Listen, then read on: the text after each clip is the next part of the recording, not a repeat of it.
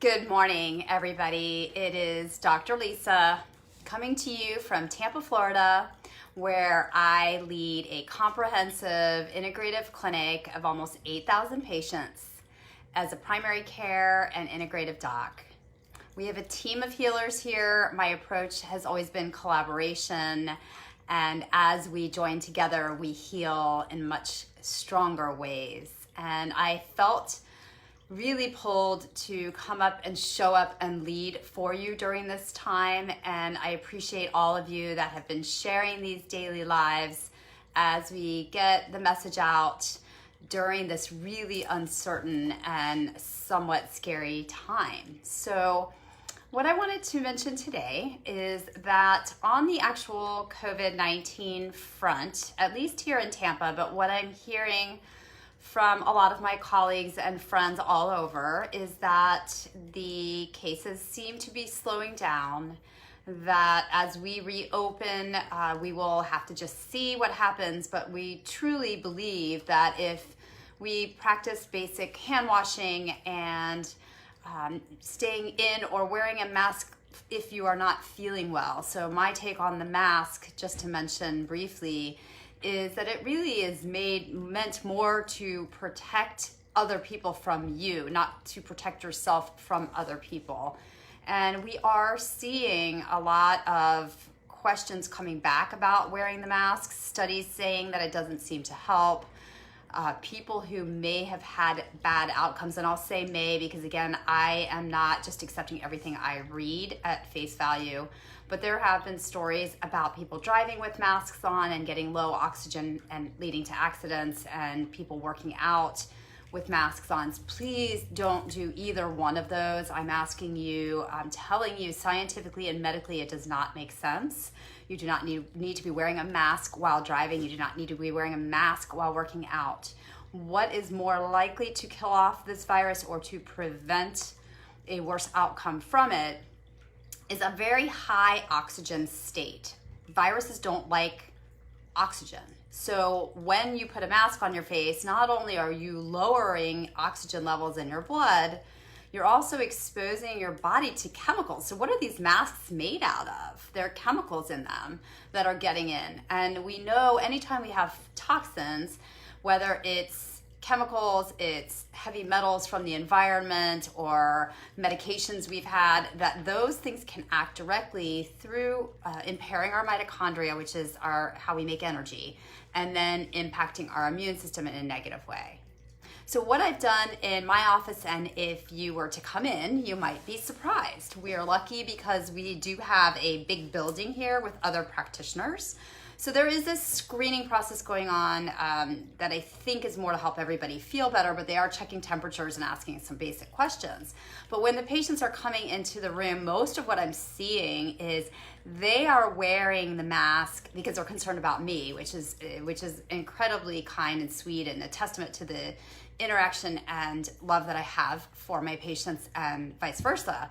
But the first thing I do is say, if you are more comfortable, I can put a mask on, but I don't want you to wear yours because I don't think it's helping, and it is going to impair our ability to connect and work on helping you heal yourself. So that's how I'm approaching it. Most people in my office are electing to take it off.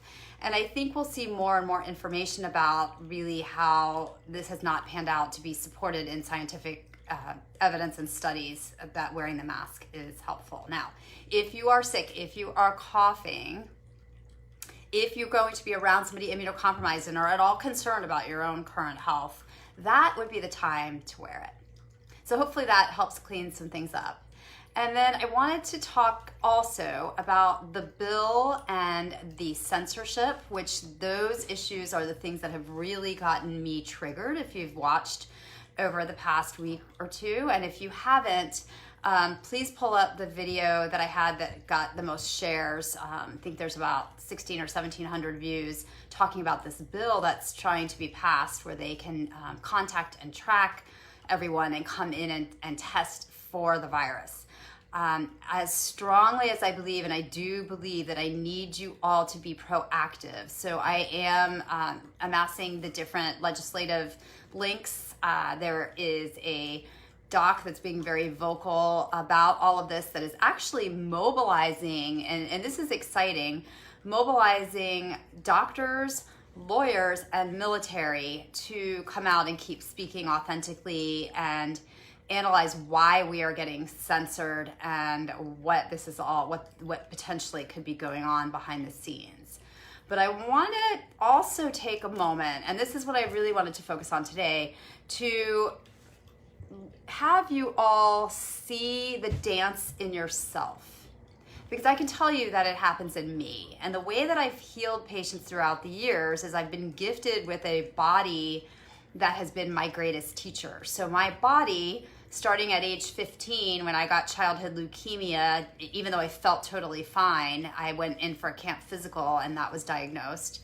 My body is presented with diagnoses or problems, and then I would have to heal them with a blend of traditional and integrative medicine.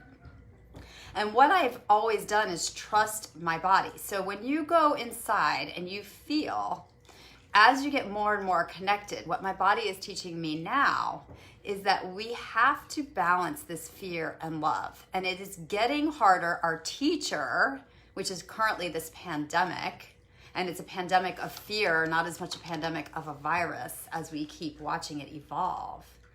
Our teacher is trying to show us how well can we do this. So for example, what happened with me is I am studying about these, about the bill that they're trying. I'm studying about how colleagues of mine, people that I know and love and trust, are getting censored on these platforms that we all have trusted. And I'm probably the queen of trust. I believe everybody is fantastic. Everybody is coming from the love frequency. So for me to have shifted a bit into really asking these deeper questions is a big deal for those of you that know me well. And what happened over the past couple of days is I found myself out of balance and a little bit more entertaining and feeling the frequency of whatever agenda is going on. And that is not helpful, because we talked about power versus force yesterday, and how staying in a love frequency and staying in authenticity and calm and gratitude, which are some of the highest frequencies, is the most helpful thing to do when you cannot control other outcomes. So what I wanted to have you think about doing today, and this is a great exercise that I think we should also be teaching our children.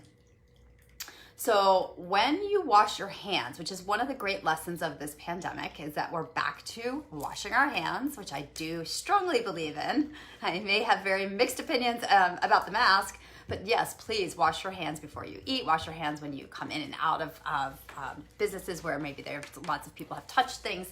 And when you wash your hands, can you bring in a spiritual wash to that? And what do I mean by that? I mean, those of us that care are very sensitive to energies. They can be called empaths, which is a lot of the people I think in my practice. A lot of people that are being motivated and pulled by this pandemic, we feel the collective. We feel the fear. We see the need to step up. We want to help in any way possible.